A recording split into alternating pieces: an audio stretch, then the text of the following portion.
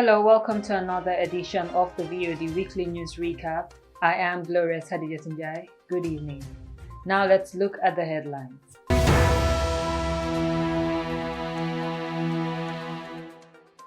GAF trains its members and journalists on role of media in national security. About 400 students graduate from IIHT. FSQA confirms presence of sniper in smoked fish. President Barrow commissions over 30 GTSC new buses. The state versus Bob Keita. The Gambia ranks at ties 2 in U.S. Trafficking in Persons Report 2022. Majak certifies its first batch of film and photography. Those were the headlines. Now let's look at the news in details.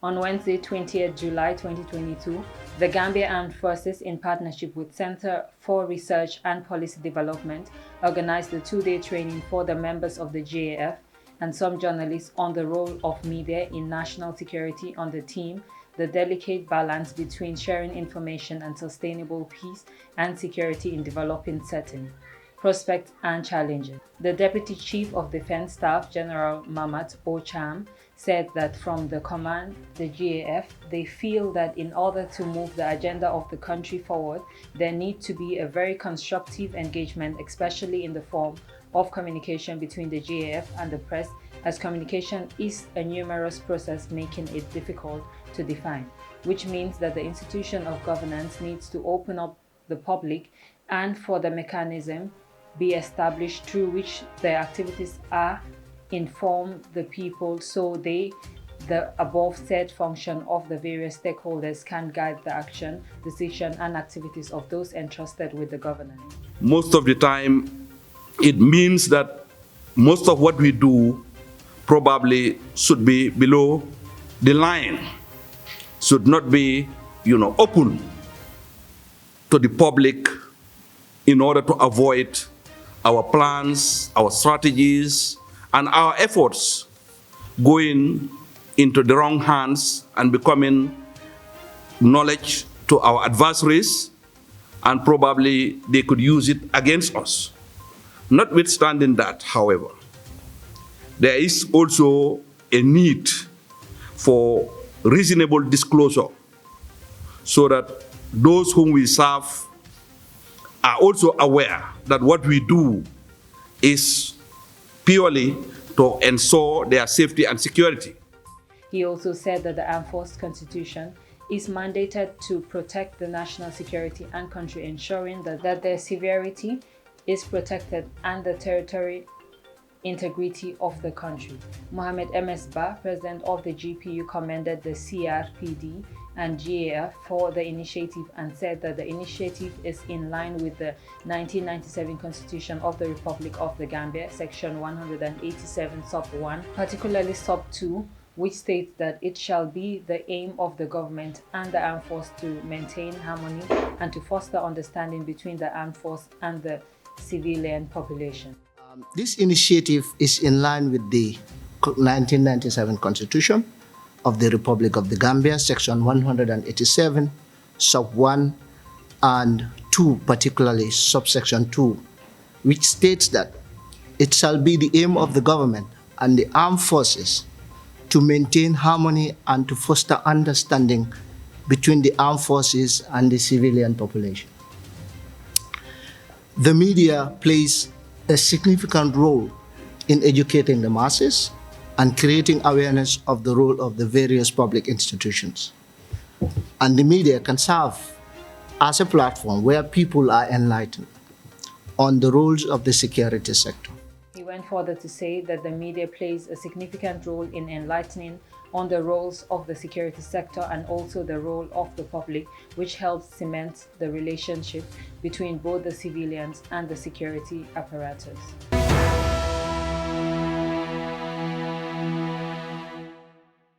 On Saturday, 16 July 2022, about 400 students graduated from the Indian Institution of Hardware and Technology, the Gambia, at Penchami Hall. The graduates completed training on Introduction to Information Technology, Diploma in Cyber Administration, technical support, network security, digital marketing, information technology, and advanced diploma in graphic design. Out of the 400 students, 109 were sponsored by the European Union-funded Youth Empowerment Project, YEP. The Minister of Higher Education, Professor Per Gomez, has expressed hope that the 400 graduates from the Indian Institute of Hardware Technology will significantly reduce the technology deficiency in the country and urged the graduates to be ambassadors to order to embrace TVET and not seek skills development as the last choice. Go forth proud of your achievements and be comforted that you will soon earn enough to employ someone paid as much as a minister, Mr. Gomez told the graduates.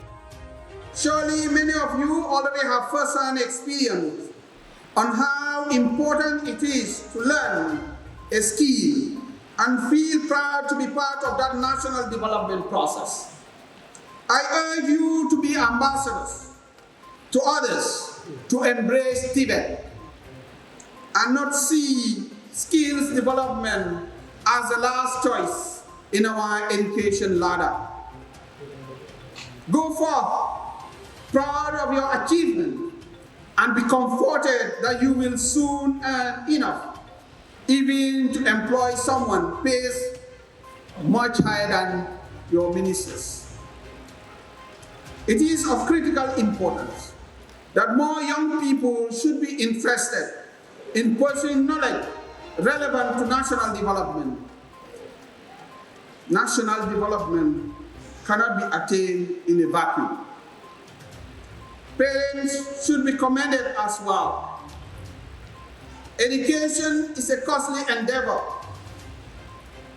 and because you understood, like Frederick Douglass, that education is the road to freedom. Former Chief Executive Officer of IIHT and now Minister of Communication and Digital Economy, Usman Ba, who was also in attendance, also said the country's success depends mainly on its young people. He said the belief that young Gambians can only succeed in the West has hindered the country's much-needed progress and rendered its youth lazy. Minister Ba said he is committed to transforming the country's financial transaction process in e-commerce. We know every person who is entering this country and why. It is only technology that can help us to resolve this issue. These are large issues and can only be solved if there is the will and the leadership that believe in digital transformation is the way forward. There are Gambian citizens who have the talent, the skill, and the competency to help our government to address these issues. They can be found in the residential community and as well as in the diaspora community as well. So to every Gambian listening this afternoon, no matter where you've been, no matter where you come from, this is our time to rise up and support the rebirth of our nation. The IIHT Center Manager, Ilman Ka, said the institution provides rigorous IT training seminars in January, April, and September, respectively. He also said 110 out of 400 graduates obtained distinctions, 310 passed with merit, while 80 passed with credit. Mr. Ka said amongst the students sponsored by YEP, 109 graduates, out of which 53 students are currently in full-time employment, while 24 are engaged in self-employment. The YEP Gambia representative said job creation for young people is at the center of YEP's mandate and that skill training is an essential component. Our partnership with IIHT was just not founded on trust and our understanding of the professionalism that they offer in their training, but also founded on a solid, excellent result when it comes to providing job opportunities for young Gambians, he said. The Sky Fund was something new. It supported skills training, but it came with new principles. It was directly tied to employment targets. It's not just about offering quality training, but also our partners sign contracts to making sure those who graduate find ways into employment. Since then, already more than 2,500 young Gambians have graduated from these programs. We have had a very long partnership with IIHT, a partnership that was not just founded on the trust and our understanding of the professionalism that they offer into training, but also founded on a track record of solid, excellent results when it comes to providing employment opportunities for young Gambians. Also said 275 young people have graduated from IIHT training that YEP directly sponsored. Former National Assembly member Halifa Saleh also delivered speech at the graduation to inspire the graduates.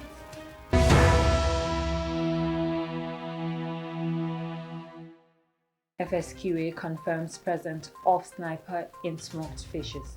Haddijatou Njie reports. According to FSQA, a laboratory test does confirm the presence of sniper chemical in smoked fish by fish processors and vendors. In June 2022, there was a public outcry on the proposed use of sniper on smoked fish by fish vendors, which prompted officials of Food Safety and Quality Authorities, National Environment Agency, Directorate of Public Health, Ministry of Health, Department of Fisheries and Pesticides, ESPAT, to launch an immediate investigation on the process of the use of insecticide on fish products. Dr. Baji from the Food Safety and Quality Authorities said after some fact findings were established, a total number of 57 fish samples were collected from 7 fish landing sites and 9 markets within the Greater Banjul. From the main sample, he stated, 11 fish samples were randomly selected as sub-samples for analysis at Senegal to determine the presence of pesticides. After news of fish vendors using the sniper insecticide on smoked fish broke in June, which led to a public outcry, a laboratory test conducted in Senegal now confirms the presence of deadly insecticide in smoked fish. The results further indicate high residual concentration of sniper in the sample collected from Bakau Fish Market with a concentration of 9.18 grams, and the presence of other insecticides were found. He concluded by saying that the sniper product in the Gambia contains a toxic organophile compound which is very toxic to human health and the environment, and that sniper was originally formulated as a plant protection product to be used only for agriculture use, as 1,000 grams. It was also found in biocide at much lower concentration, mostly 25 grams. Haddijatou Njie reporting for VOD.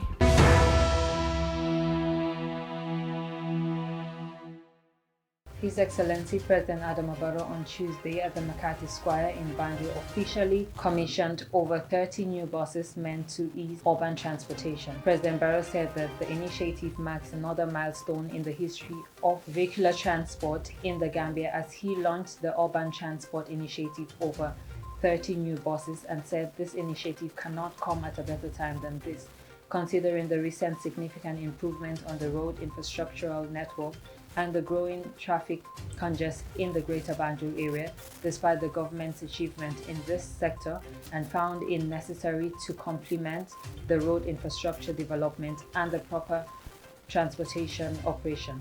He further said that the initiative is in line with the Gambia's National Development Plan, which recognized the important role public transport service contribute towards the effective functioning of the national economy, and said that it is consequently with great pleasure for the Ministry of Transport, Work and Infrastructure and the Gambia Transport Service Company to welcome this initiative.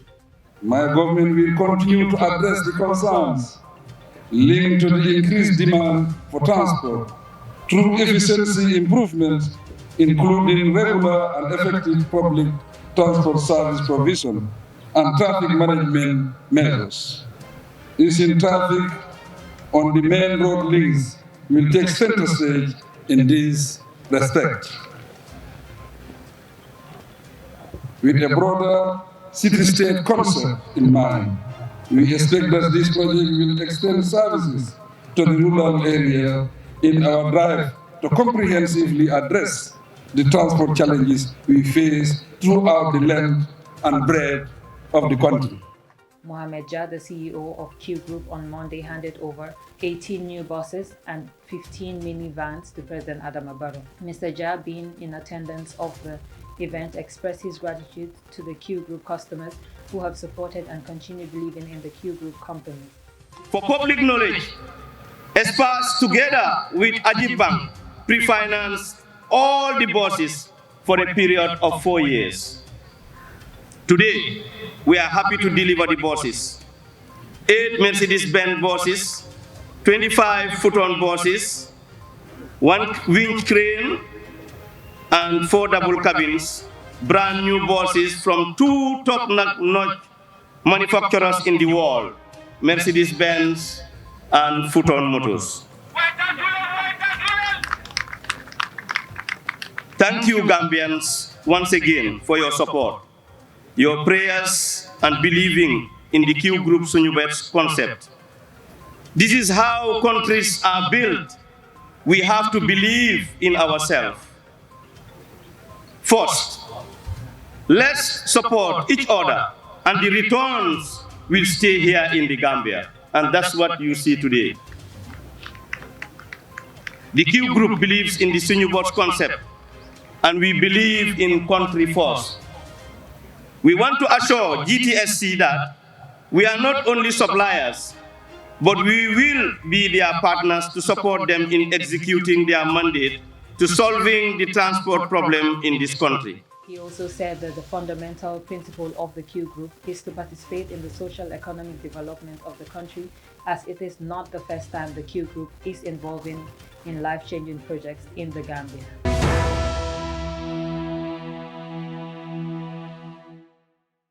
Bob Keita is currently facing a single charge of rape after being accused of raping his ex-wife's younger sister, who was said to be a minor at the time and resulted in a pregnancy. The case has been going on at the High Court of the Gambia for over 2 years now. In May 2022, the state prosecutor filed a notice of motion from the High Court to grant an order for a DNA test between Bob Keita, accused person, and the child of his alleged victim. On 7th July 2022, Justice Momodu S.M. Jallow gave an order for the DNA test to be conducted and the blood samples of Bob Keita, the child of his alleged victim, and the alleged victim's boyfriend to be taken. The state prosecutor, Kim Bantar, told the court that the child was in coma at a private clinic in Dakar, Senegal. 3 days later, 10th July 2022, news emerged on social media of the passing of the child on 8th July 2022. On 13th July, State Prosecutor Kim Bantar confirmed to the court the death of the child.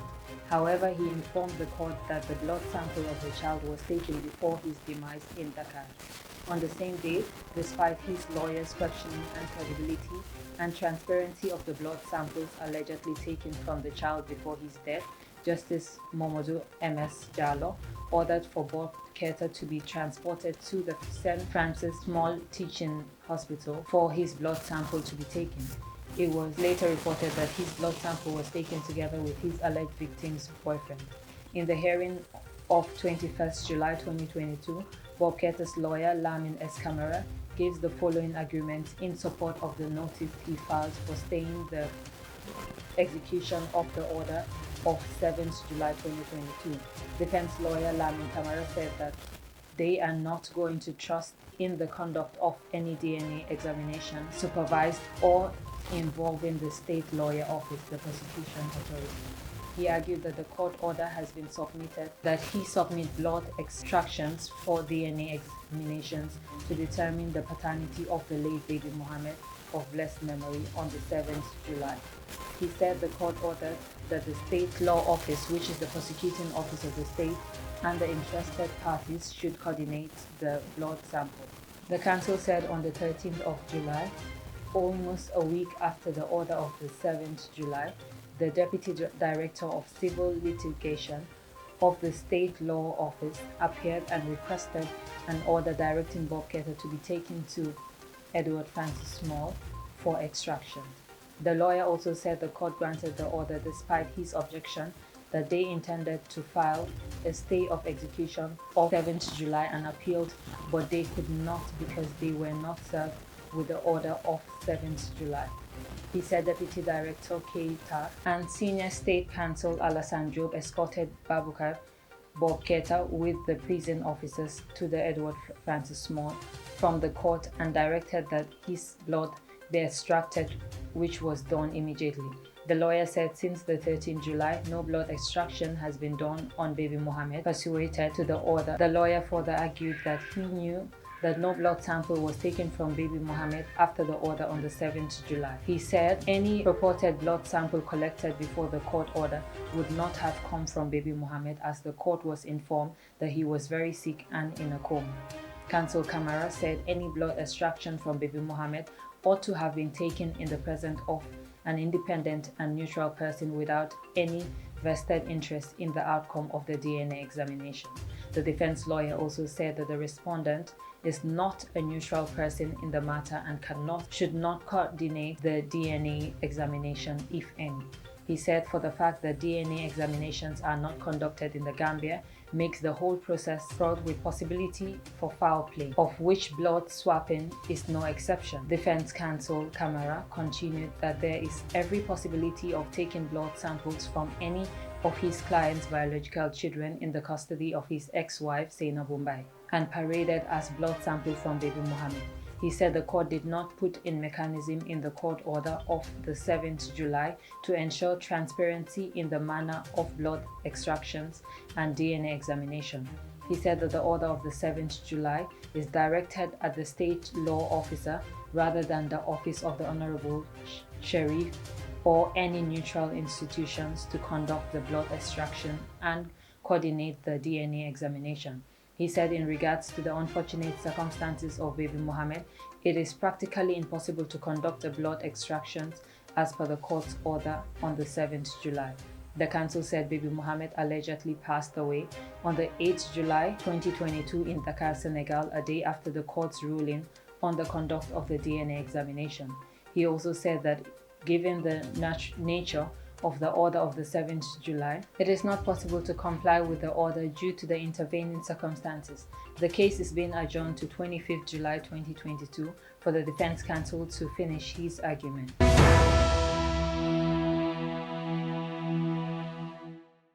The U.S. State Department released the 22nd Annual Trafficking in Persons report assessing anti-trafficking efforts of 188 governments, including the Gambia. The report ranked the Gambia is second tied after assessing the country as not fully meeting the maximum standards for the elimination of trafficking in persons set forth in the Trafficking Victim Protection Act of 2000, but making significant efforts to do so. Tier 2 consists of countries that are making significant efforts to meet the maximum standards but fail to provide evidence of increasing efforts to combat human trafficking over the previous years, including increasing investigation, prosecution, and conviction of trafficking crimes. Today we're releasing the 2022 Trafficking in Persons Report. It assesses how 188 countries and territories, including the United States, are performing in terms of preventing trafficking, protecting victims, prosecuting traffickers. That makes this one of the most comprehensive sources of information anywhere on anti-trafficking efforts by governments, what works, what doesn't, and how we can continue to do better. None of this would be possible without the extraordinary efforts of many people, starting with the Office to Monitor and Combat Trafficking in Persons, under Carrie's remarkable leadership. Thank you again for everything that you're doing, everything your team's doing every single year. But also, so many diplomats, journalists, advocates, academics, and especially survivors who contribute to our understanding of this terrible crime. Increased assistance to victims and decreasing complacency in trafficking by government officials, or where the estimated number of victims is very significant or significantly increasing and the country is not taking proportional concrete actions. Countries assessing as fully meeting the TVPA's minimum standards for the elimination of trafficking are placed on Taiwan, whilst those assessed as not fulfilling meeting minimum standards for the elimination of trafficking are placed on Taiwan, which those assessed are not fully meeting the minimum standard and not making significant efforts to do so are ranked Tier 3.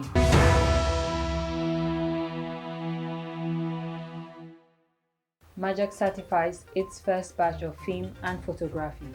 Haddijatou reports. The Media Academy for Journalism and Communication on Friday certified its first batch of film and photography at Naka Hall. The occasion marks the end of an intensive 9-month training in film and photography funded by the International Trade Center through the YEP project. Sang Mendy, the managing director of Majak, said that the graduates should be happy for many reasons and also for them to bear in mind that a lot is expected from them. Because we at Majak will miss your warmth, your presence, and your friendship.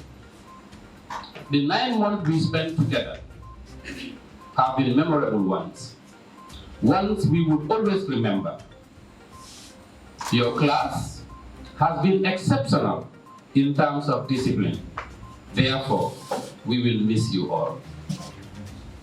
I hope what brought us together will bring us together again someday. Thanks to ITC through YEP, we met and forged a strong professional bond. I hope we will all see the need for a higher level training to consolidate the basic knowledge and skills acquired in the past 9 months. As the training they went through has prepared them enough for them not to be just employed but also to be able to start their own businesses. He further said that it is important for the graduates to know that the essence in acquiring these skills is to have an edge over others, to be able to constantly use the knowledge and the skill given to them in order to prepare themselves to face challenges. One of the graduates thanked the YEP project, their lecturers and other stakeholders for their support and said that although the journey was hard, but it was very educative. Had it been patience was not exercised, we would not have been able to perform individually. Thank you to the school director, Mr. Sang Mendy, and staff of Majak. To our project coordinator, Mr. Sambaba, thank you for your efforts in making sure we have the best training. Thank you to UP Media, State of Mike, Black Boys Creation, for taking us through the 3 months internship. Haddijatou reporting for VOD.